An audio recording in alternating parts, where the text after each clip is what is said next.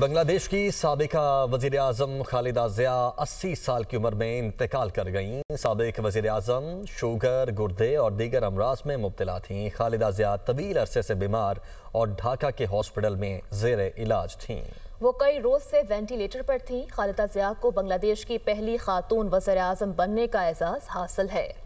بنگلہ دیش کی پہلی منتخب خاتون وزیر اعظم، جمہوریت کی علم بردار اور ملک کی سیاست کا بڑا نام بیگم خالدہ ضیاء 80 برس کی عمر میں خالق حقیقی سے جا ملی۔ وہ جگر کے عارضے میں مبتلا تھیں اور کافی عرصے سے ہاسپٹل میں زیر علاج تھیں۔ خالدہ ضیاء 15 اگست 1946 کو دناجپور میں پیدا ہوئیں۔ 1981 میں ان کے شوہر صدر ضیاء الرحمن کے قتل کے بعد بنگلہ دیش عدم استحکام کا شکار ہوا۔ فوجی سربراہ حسین محمد ارشاد کے اقتدار پر قبضے کے بعد خالدہ ضیاء جمہوریت کی بحالی کی علامت بن کر ابھریں۔ 1982 میں بنگلہ دیش نیشنلسٹ پارٹی میں شمولیت اختیار کی اور جلد ہی پارٹی قیادت سنبھالی۔ مارشل لاء کے دور میں بار بار نظر بندی اور گرفتاریوں کے باوجود انہوں نے اصولوں پر سمجھوتا نہ کیا۔ 1991 کے انتخابات میں وہ بنگلہ دیش کی پہلی منتخب خاتون وزیر اعظم بنی۔ خالدہ ضیاء 3 بار وزارت عظمیٰ پر فائز ہوئیں۔ 1991 تا 1996، پھر اسی سال 1996 میں ہی مختصر مدت کے لیے دوبارہ وزیر اعظم بنی۔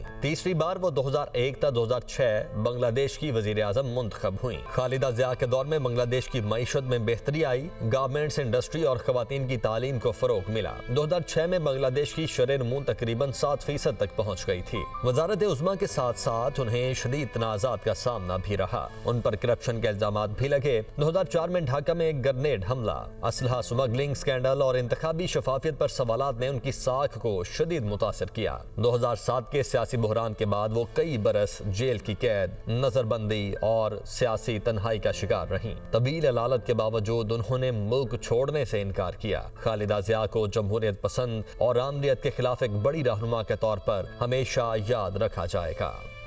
بنگلہ دیشی عبوری حکومت کے سربراہ پروفیسر محمد یونس کا سابق وزیر اعظم بیگم خالدہ ضیاء کے انتقال پر گہرے دکھ کا اظہار۔ تعزیتی پیغام میں کہا کہ بیگم خالدہ ضیاء کے انتقال سے قوم ایک عظیم رہنما اور جمہوریت کی محافظ سے محروم ہو گئی۔ خالدہ ضیاء بنگلہ دیش کی تاریخ کا ایک اہم باب تھیں۔ ان کی جد و جہد ہمیشہ یاد رکھی جائے گی۔ جمہوریت اور عوامی حقوق کے لیے ان کا کردار ناقابل فراموش ہے۔ تعلیم، معیشت اور خواتین کے حقوق کے فروغ میں ان کی خدمات سنگ میل کی حیثیت رکھتی ہیں۔ صدر مملکت آصف علی زرداری اور وزیر اعظم شہباز شریف نے بیگم خالدہ ضیاء کے انتقال پر افسوس کا اظہار کیا۔ آصف علی زرداری نے اپنے پیغام میں مرحومہ کے اہل خانہ اور بنگلہ دیش کے عوام سے دلی تعزیت کی۔ انہوں نے کہا کہ بیگم خالدہ ضیاء کی قیادت اور خدمات کو ہمیشہ یاد رکھا جائے گا۔ وزیر اعظم شہباز شریف نے کہا کہ بیگم خالدہ ضیاء بنگلہ دیش کی خدمات اور ترقی کی علامت تھیں۔ وہ پاکستان کی مخلص دوست تھیں۔ غم کی اس گھڑی میں پاکستان حکومت اور عوام بنگلہ دیش کے عوام کے ساتھ کھڑے ہیں۔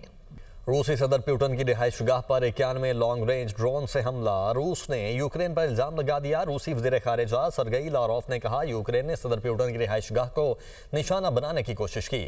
28 اور 29 دسمبر کے درمیان رہائش گاہ پر 91 لانگ رینج ڈرونز فائر کیے گئے تمام 91 ڈرونز مارے گئے۔ یوکرین کا حملہ ریاستی دہشت گردی ہے۔ یوکرین کے ایسے غیر ذمہ دارانہ اقدامات کا جواب ضرور دیا جائے گا۔ یوکرین کے ساتھ امن معاہدے پر بات چیت سے متعلق جلد فیصلہ کیا جائے گا۔ دوسری جانب یوکرینی صدر زیلنسکی نے روسی صدر کی رہائش گاہ پر حملے کا الزام جھوٹ قرار دے دیا۔ کہا روس یوکرین کی سرکاری عمارتوں پر حملے کا جواز بنا رہا ہے۔ امریکہ کو روس کی دھمکیوں پر رد عمل دینا چاہیے۔ اور وزیر اعظم شہباز شریف کی روسی صدر ولادیمیر پیوٹن کی رہائش گاہ کو نشانہ بنانے کی کوشش کی مذمت۔ ایکس پر پیغام میں کہا کہ ایسے اقدامات عالمی امن اور سلامتی کے لیے سنگین خطرہ ہیں۔ پاکستان روسی صدر، حکومت اور عوام سے مکمل اظہار یکجہتی کرتا ہے۔ امن اور سلامتی کو نقصان پہنچانے والی کارروائیوں کو مسترد کرنے کے لیے اپنے موقف کا اعادہ کرتے ہیں۔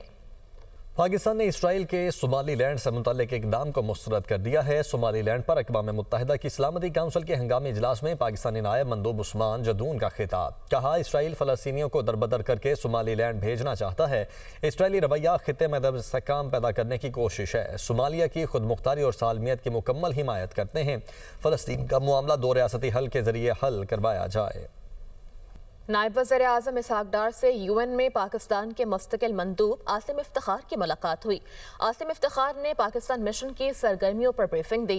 तर्जुमान के मुताबिक सलामती काउंसिल समेत UN के दीगर इदारों में होने वाली पेशरफ से भी उनको आगाह किया गया। मुस्तकिल मंदूब ने कसीरुल जहती फोरम्स पर पाकिस्तान की खारजा पॉलिसी तरजीहात को दुनिया के सामने उजागर करने पर रोशनी डाली। वज़ीर खारजा ने आलमी अमन, सलामती और माशी तरक्की के हुसूल के लिए UN और कसीरुल जहती इदारों की अहमियत पर जोर दिया। आगे बढ़ते हैं। वफाकी वज़ीर ख़ज़ाना मोहम्मद औरंगज़ेब ने कहा है कि पाकिस्तान फ्रीलांसिंग करने वाला तीसरा बड़ा मुल्क है। हुकूमत की तवज्जो नौजवानों को हुनरबंदी की तरबियत देने पर मरकूज़ है। पाकिस्तान की आबादी का बड़ा हिस्सा नौजवानों पर मुश्तमिल है। नौजवान आबादी हमारी सबसे बड़ी मुआशी कुव्वत बन सकती है। हमारा असल मसला नताइज के हवाले से नज़्म व ज़ब्त की कमी है। गुर्बत के खात्मे के लिए पायदार मुआशी बेहतरी की जानिब आगे बढ़ना ज़रूरी है। We are focusing on education and training, where our third largest freelancer population in the world, while they are coding at whatever price point they are coding, but the moment they get up into the blockchain curve, they can start coding from $50 to $60 to $250 per hour. It's great for them, it's fantastic for the country. So ये जो इस वक्त जो सारी कोशिश है to upscale, rescale our youth is a huge priority. खबरों का सिलसिला आगे बढ़ाएं और आपको बताएं कि IMF का लोकल मैन्युफैक्चर्ड हाइब्रिड इलेक्ट्रिकल गाड़ियों और बाइक्स पर सेल्स टैक्स छूट खत्म करने का मुतालबा सामने आया है। आइंदा माली साल से टैक्स छूट खत्म करके 18% स्टैंडर्ड शरह के मुताबिक सेल्स टैक्स आयद किया जाए। मुकामी सतह पर तैयार करदा हाइब्रिड गाड़ियों को सेल्स टैक्स के 8वें शेड्यूल के तहत टैक्स छूट हासिल है। Local manufactured hybrid electrical vehicle पर 30 जून 2026 तक सेल्स टैक्स छूट हासिल है, जबकि 1800 सीसी तक मकामी सतह पर तैयार की गई हाइब्रिड इलेक्ट्रिकल व्हीकल पर 8.5% सेल्स टैक्स आयद है। 1801 से 2500 सीसी तक लोकल मैन्युफैक्चर्ड हाइब्रिड इलेक्ट्रिकल गाड़ियों पर 12.75% सेल्स टैक्स है, जबकि वजारत सनत और पैदावार की बातचीत के दौरान फंड ने सेल्स टैक्स छूट खत्म करने का मुतालबा किया है। 50वीं chief of army staff polo and tent paging championship 2025 Lahore में इख्तिताम पजीर चीफ ऑफ आर्मी स्टाफ और chief of defence forces field marshal Syed Asim Munir ने इख्तितामी तकरीब में बतौर मेहमान खुसूसी शिरकत की। वज़ीर दाखिला और चीफ सेक्रेटरी पंजाब समेत तमाशाइयों की बड़ी तादाद ने शिरकत की। जनाह पोलो फील्ड्स पहुंचने पर कोर कमांडर लाहौर और चेयरमैन पाकिस्तान पोलो फेडरेशन ने chief of army staff, chief of defence forces field marshal Syed Asim Munir का इस्तकबाल किया। चैंपियनशिप पाक फौज की खेलों से वाबस्ता रिवायात और नज़्म ज़ब्त की आकाशी करती है। इवेंट में मजमूई तौर पर 8 टीमों ने शिरकत की। पेशावर कोर ने शानदार कारकर्दगी का मुजाहरा करते हुए चैंपियनशिप जीत ली। गुजरांवाला कोर ने दूसरी पोजीशन हासिल की। मेहमान खुसूसी ने जीतने वाली और हिस्सा लेने वाले खिलाड़ियों में इनामात तकसीम किए। कि वफाकी वज़ीर दाखिला मोहसिन नकवी से गवर्नर KP फैसल करीम कुंडी ने इस्लामाबाद में मुलाकात की है, जिसमें KP में अमन और अमान की मजमूई सूरत हाल पर तफसीली तबादला ख्याल किया गया। गवर्नर KP ने सूबे को दरपेश सिक्योरिटी चैलेंजेस, बिलखुसूस सरहदी इलाकों में सिक्योरिटी इकदाम और खारजियों के खिलाफ जारी ऑपरेशन से वफाकी वज़ीर दाखिला को आगाह किया। मोहसिन नकवी ने खैबर पख्तूनख्वा में क़याम अमन को अव्वलीन तरजीह करार देते हुए हर मुमकिन वफाकी ताउन की यकीन दहानी करवाई। उन्होंने वाज़ेह किया कि फिलहाल खवारिज और उनके सहूलतकारों के खात्मे के लिए मुश्तरका इकदाम जारी हैं और खवारिजियों के खिलाफ किसी किस्म की रियायत नहीं बरती जाएगी। वज़ीर आला सिंध सैयद मुराद अली शाह की ज़ेर सदारत सिंध काबीना का इजलास हुआ। काबीना ने 12 अहम एजेंडा आइटम्स पर गौर के बाद फैसले किए, जिनमें थर्ड पार्टी मोटर इंश्योरेंस के नफाज का अहम फैसला शामिल है। मोटर व्हीकल ऑर्डिनेंस में तरमीम के बाद यह निज़ाम नए साल से नाफिज होगा, जबकि सेल्स टैक्स 15% से कम करके 5% करने की मंजूरी दी गई है। मुतासरा अफरीक को हादिसात में कानूनी मुआवजा देने, इंश्योरेंस क्लेम्स के लिए 24 घंटे हेल्पलाइन कायम करने और मोटर व्हीकल एक्ट की शिक 1920 में तरमीम की मंजूरी शामिल है। सिंध काबीना ने इंटर प्रोविंशियल कोऑर्डिनेशन डिपार्टमेंट के कवायद व ज़वाबित में तरमीम, Sindh government rules of business 1986 की अपडेट और मुख्तलिफ महकमों के इख्तियारात की तकसीम के इस्लाही इकदामात की मंजूरी दी है।